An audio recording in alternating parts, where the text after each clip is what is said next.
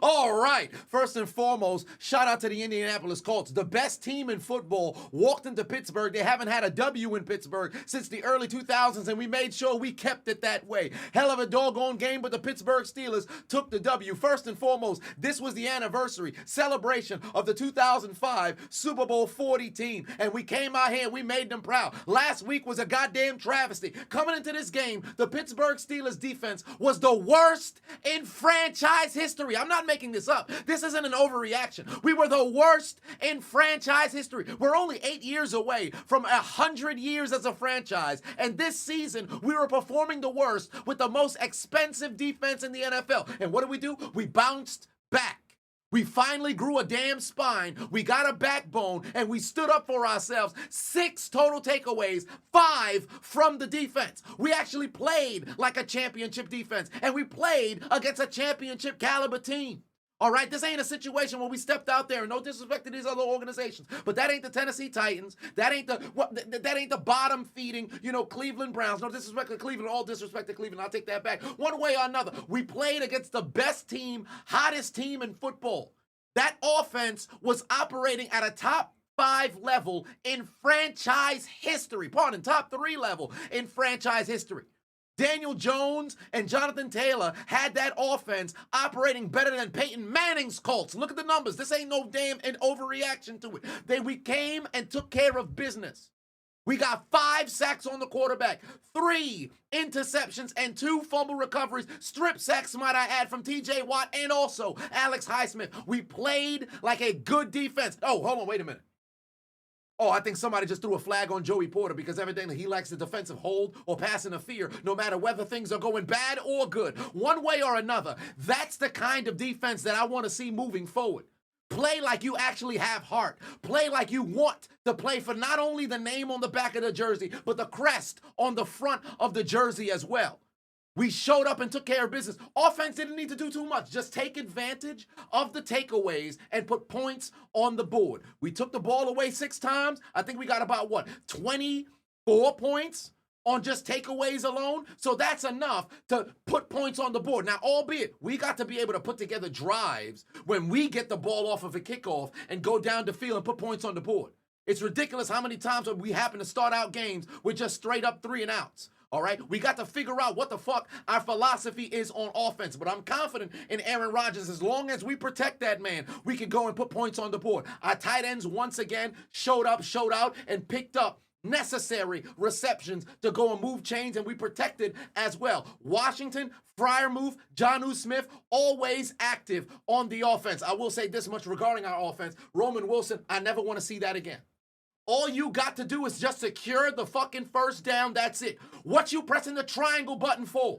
Man's played 1 season with Najee Harris and don't know how to stay on his doggone feet. Everybody want to jump for no damn reason. Look at my hurdle. I can turn into Mario. You don't need to do that shit. Just get the first down and that's it. This game could have been over 20 minutes ago. But because of your fumble, you put him in a position to have a bit of momentum to where they thought they could do something. But albeit, turned into an interception. Joey Porter took the football away. Hold on, wait. Did I say Porter? Oh, I think somebody threw a flag again. I could have swore I heard a whistle. One way or another, we got ourselves a W. We took care of business. We protected the football. We went 3 consecutive weeks. We didn't have a takeaway at all. But today, we have 6. New England Patriots, Indianapolis Colts, 2 of the best teams in the conference. Between both of those franchises and 2 of the games that we played them this year, we took the football away 11 times. Can we do that to our opposition, our other opponents as well? If we play defense like this, truly, we'll actually be contenders rather than pretenders. And furthermore, if you take a look at the scope of the AFC, we're in a very good spot. But remember, we're only midway through the season. This is the halfway point. As far as I'm concerned, everything we did prior to this, we're sitting here at 5-3. That's great. But it's a brand new season. Because what have we struggled to do for the better part of the last 5 years, with the exception of that 1 season where we finished strong and missed the doggone postseason? We've fallen apart in November and December. We have to take this momentum and actually build on top of this. to where we can actually feel confident as we get ready to close out 2025. But we can't look too far into the future. We got to take it 1 week at a time. We don't have any more bye weeks. And remember, like I said last week, this isn't a situation in which we're trying to just see if we can figure out what the future of the Pittsburgh Steelers in the future years look like. This is a championship or bust season, period. So the standard that's supposed to be the standard that we're holding this franchise to all season long is that of the championship teams that we have on the back of this here jacket.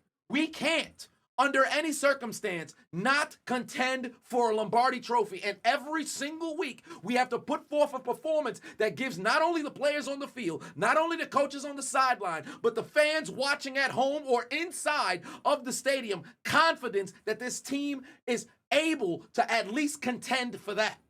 That's what the goal is. There's other franchises out there that just want to get a win on Sunday, just want to maybe win the division, just want to maybe win a playoff game.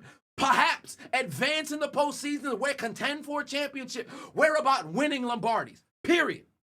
That's why the standard's supposed to be the standard, and we always want Tomlin to at least uphold what he speaks about every single week. And we're always ready to crash out whenever we fall short of that goal. That's the reason why we're so passionate about our damn football team. So we got ourselves a W today. That's great. Celebrate today, finally back on track. We lost 2 in a row in prime time at that. And we get a victory against the best team in football with the front runner for the MVP. Now we get to sit back, watch everybody else in the AFC play a game, and then we figure out where we stack up. But overall, we can't worry about everybody else. We could watch, we could observe, we could take notes, but we got to make sure we play our brand of football moving forward. We got ourselves a big W. And now we're on to week 10. Everybody get their hand up in here. Steelers on 3, win on 6. 1, 2, 3, Steelers. 4, 5, 6, win. That's what we needed, baby. That's what the fuck we needed. Come on. Keep this train rolling. Here are my winnings. I've gotten over $4,000 over on Underdog, and those who've been tuning into the live streams, you've been seeing me win big in real time, but that's just me. No guarantees. And keep in mind, Underdog's offer for new customers still remains the same. For all new customers using my exclusive promo code Adonis, play $5 and get $100 in bonus funds. Make sure you guys click the link down in my description or scan the QR code on the screen. Download the Underdog app. Use my promo code Adonis, ADONIS. And remember, new customers play $5 and get $100 in bonus funds.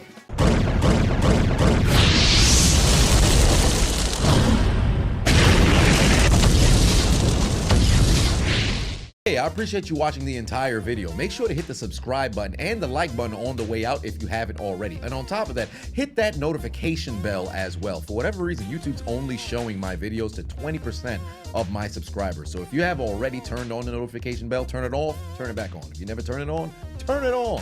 I appreciate you.